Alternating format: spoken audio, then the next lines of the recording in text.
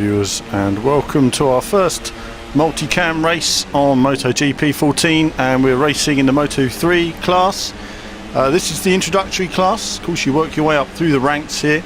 Marc Marquez was racing here on Aprilia with Bradley Smith, of course, a few years ago, which is where we first saw him, how dominant he was. I remember his lead at the time, racing around Silverstone, absolutely immense. Bradley will always be a slow starter and then come through towards the end. However, I'm starting at the back in this race, and I've given myself a challenge to work my way through. It's always tricky on this first lap. You've got lots of bikes to contend with, so you want to try and get through as cleanly as possible with the whole field. Now, it has been put to me about the DLC. How does the DLC work? There is DLC which is coming out day one, which has all of the riders, all of the details. Now, I'm not certain on field restrictions, but as I understand it, the PC version and the PS4 version, once the DLC is applied, will run with the full field of bikes. And I believe that's up to 34 bikes, but I might be getting my Moto 2s and 3s mixed up there. But either way, it's a big field of bikes, and it's going to be the full field of bikes on the PS4 and PC version. That's confirmed at the moment. More information on the other console versions when I have it. Either way, we're racing around Silverstone here now, and you can see obviously the race cam at the top, and of course you've got the replay in the bottom left, and a forward cam as well down there as well, just to give you a different perspective on things. I always like to show things from the different perspectives. The replays look really nice this time, nice lighting and everything else. Obviously it depends on the circuit. Some circuits are more detailed than other in this version. I found that, for example, Argentina was very nicely detailed, as was Mugello, but some other circuits haven't moved on as much. But either way, it's looking very nice at the moment. I think it's fair to say within biking terms. This, for me, was running on my PC at a good frame rate. Was it running solidly without any glitches? I can't say I honestly noticed any problems myself when playing, but I will do another video when I look at an analysis of that.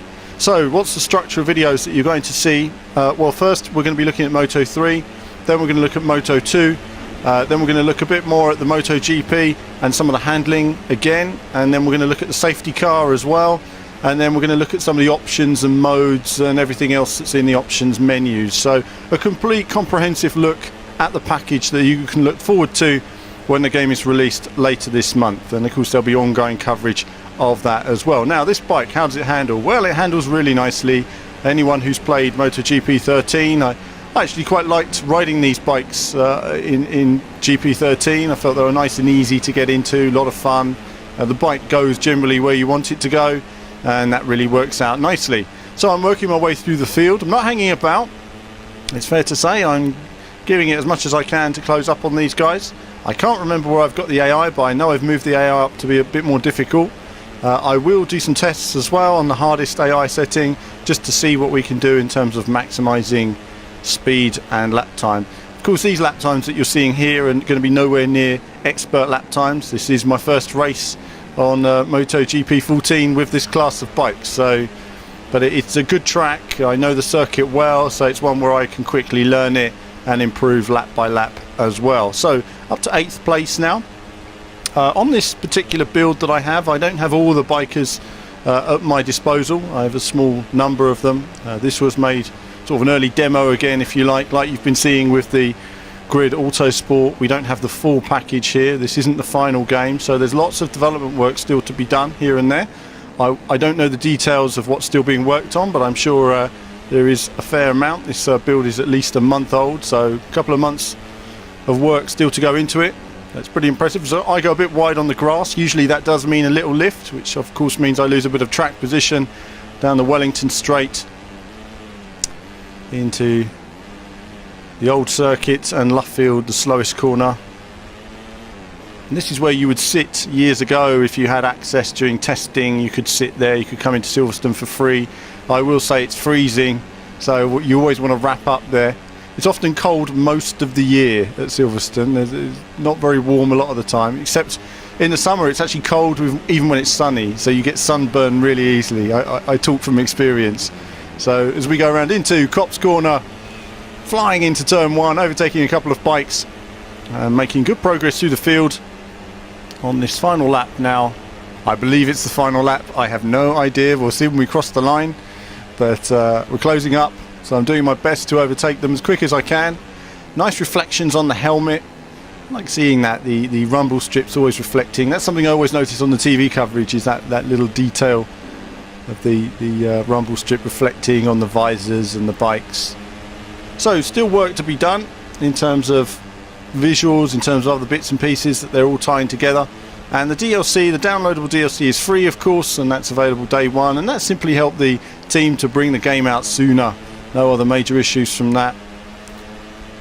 And again, I'll point out any frame rate issues that you see in the video. I'm not necessarily aware of those in my particular build, but I will investigate those again once I'm recording. It's funny, it's one of those things, but when you're racing this type of thing over many laps, you're concentrating more on the laps at the time than you are on any frame rate issues, unless a frame rate issue is something that's impacting on gameplay, in which case then it becomes very important.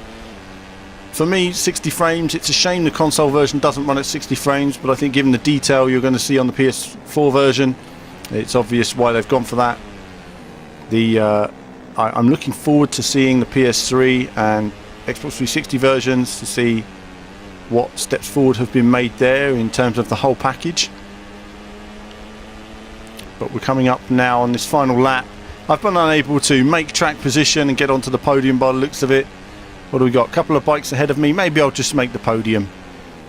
But this has been a first race with Moto 3. Do let me know what you'd like to see, bikes and track combinations. I'll be looking to run the Legends as well, and there'll be more from me very soon.